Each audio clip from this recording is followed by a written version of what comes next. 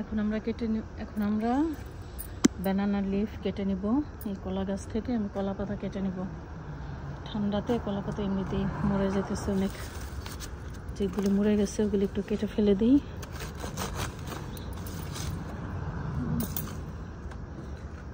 আর 2-3টা এমনিতে কেটে নিই, এনাফ না, ছোট তো এনাফ নাই, তারপরও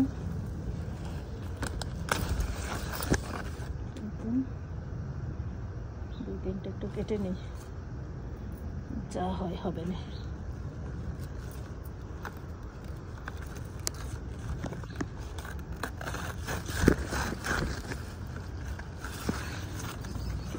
একটু যেগুলি মরে যাবে ওই পাতাগুলি একটু কেটে নিলাম, কারণ এগুলি তো কেটে ফেলেই দিতে হবে, এর জন্য।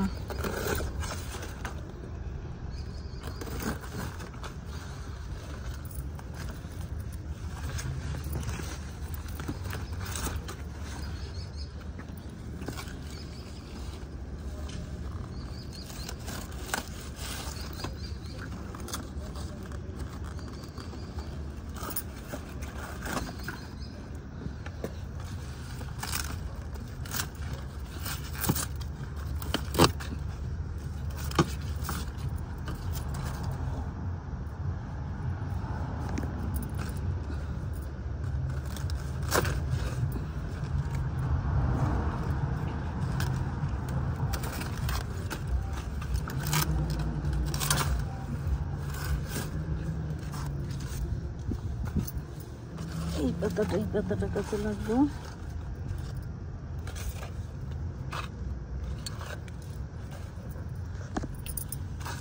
যেগুলি কাজে না লাগবে ওগুলি আমি মাটির মধ্যে থুয়ে দিলেই সার হয়ে যাবে। ভাতারি বুদারি হয়ে ভরে গেছে, ওখানে পরে একদিন পরিষ্কার করে দেবো না, ঠান্ডা লেগে এখন বেরই হই না ঘর থেকে।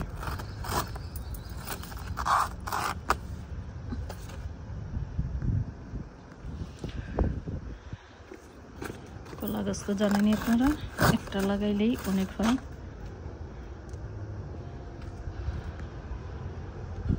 ফাইন,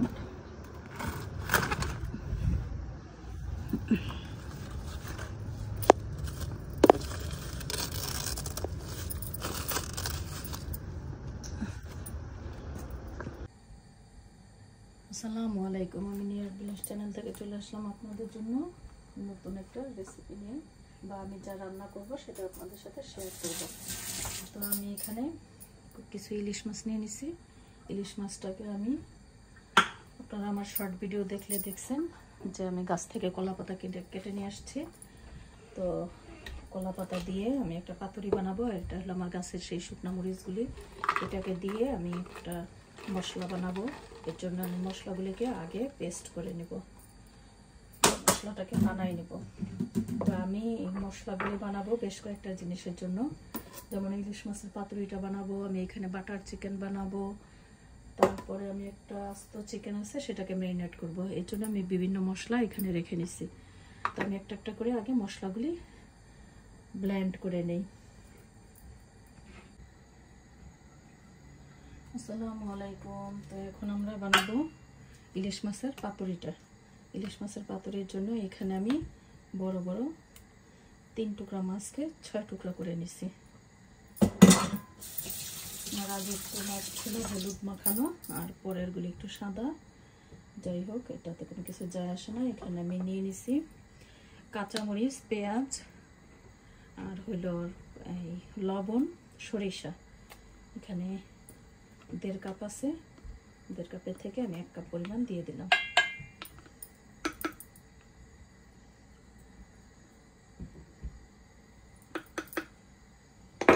পেঁয়াজ এখানেও কিছু দেওয়া আছে, আর এখান থেকেও একটু কিছু দিয়ে দিলাম, 2 চা চামচ দিয়ে দিব। মরিচ বাটা, এখানেও কাঁচামরিচ বাটা আছে, এটার সাথে আমি যেহেতু শুকনো মরিচ ইউজ করবো না, আমি এখানে দিয়ে দিলাম 1 চা চামচ বাটা মরিচ। তো এটার মধ্যে আমরা দিয়ে দিব, এই তরকারিটার মধ্যে মশলা অনেক কম দেয়, তারপর আমরা দিলাম 1/2 চামচ ধনিয়ার গুঁড়া, 1/2 চামচ জিরার গুঁড়া,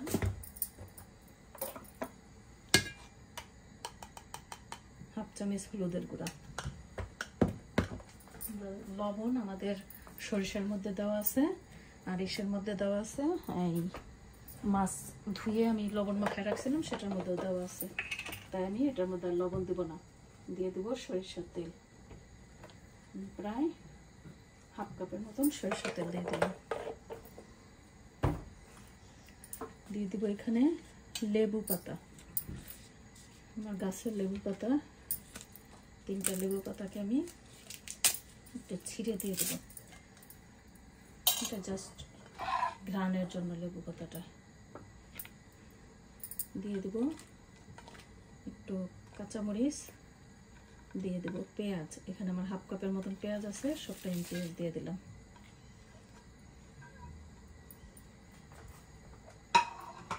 তো এখন আমরা এটাকে একটু ভালো করে মাখাই নেব। মাছগুলি তো কষলানো যাবে না, মশলাগুলিকে একটু কষলায় তারপরে মাছগুলির মধ্যে ভালো করে একটু মাখাই নেব আমরা।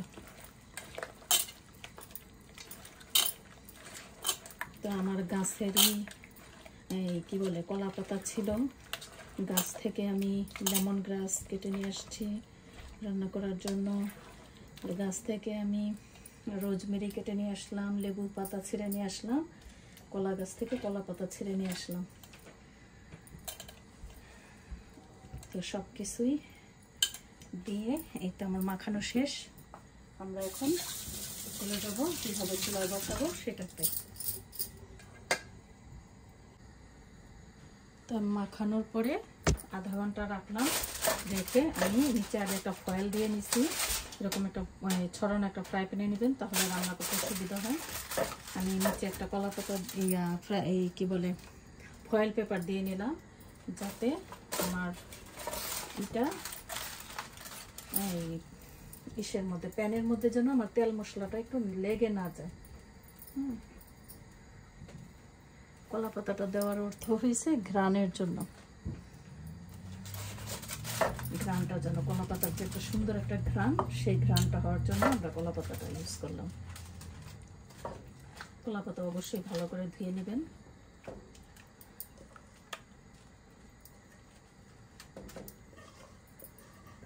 আমরা সবটা ঢেলে দেবো।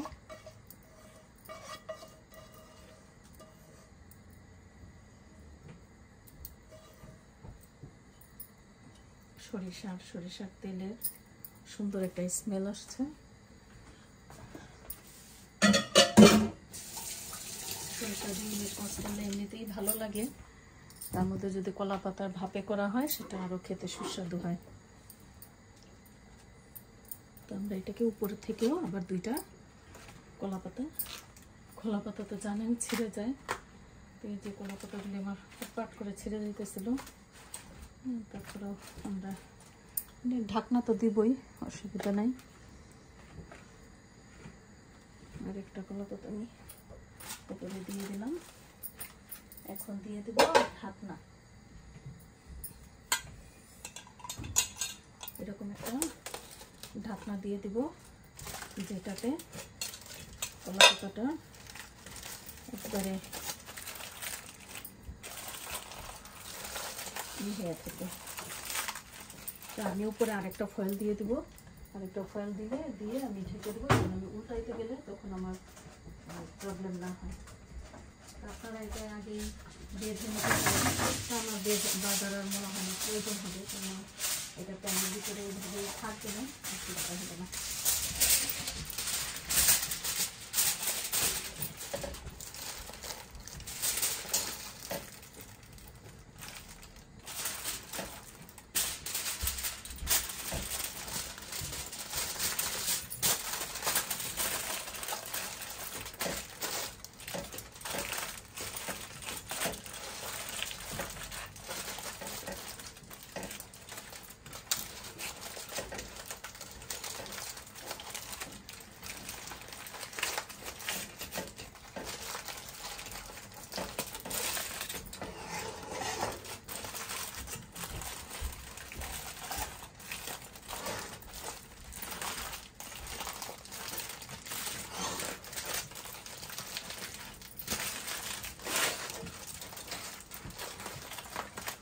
জাস্ট ভালো করে আমরা কাভার করে দেবো, যেন বাষ্পটা না বের হয়, সুন্দর একটা স্মেল ভিতরে থাকে।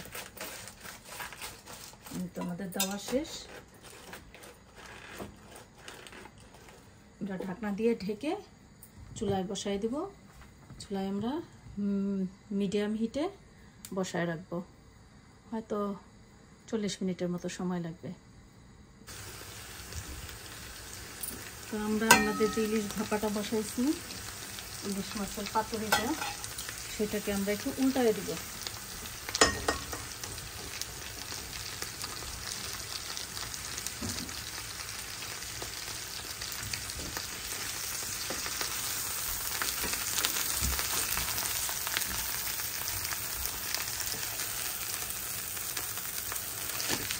আরেকটা চামচ নিয়ে নিই।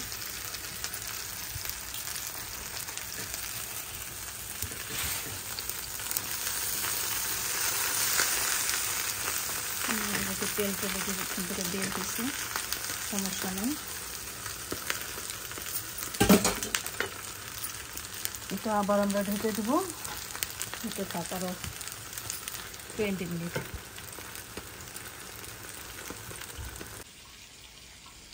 তো আমাদের ইলিশ মাছের যে পাতুরিটা, সেটাকে আমরা এখন হয়ে গেছে আমাদের পাতুরিটা, আমরা এখন এটা বেড়ে নিব। বেড়ে নেওয়ার জন্য এখানে দেখতে কেমন হলো আপনাদের একটু দেখাই। আমি ফয়েলটা এর জন্যই দিছি যে পাতাটা যেন টুমাচ পুড়ে না যায়। পাতাটা পুড়বে, পাতার যে একটা গ্রান সেটা তো হবে, যদি আমরা, যেহেতু আমি গ্যাসে করব, আর কালারকে চুলায় করলে, কয়লার চুলায় করলে সেটা তো ডিফারেন্ট। দেখেন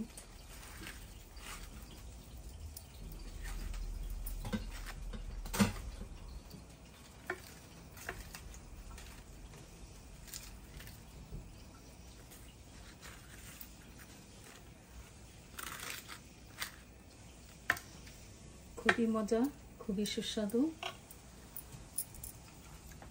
ইলিশ মাছের পাতুরি, খুবই মজা হয়েছে। এভাবে করবেন, খাবেন, দেখলে খুব ভালো লাগে। তো ওরকম ভালো কোনো রান্না পারি না, যতটুকু পারি আপনাদের সাথে একটু শেয়ার করি। আমার এই রেসিপির মতো যদি আপনারা বানায় খেয়ে দেখতে পারেন, ভীষণ মজা, খুবই মজা। রান্না সবাই পারে, তবে এক একজন এক একভাবে রান্না করে, এই হলো কথা। তো সবাই ভালো থাকবেন। আল্লাহ হাফেজ, আসসালামু আলাইকুম।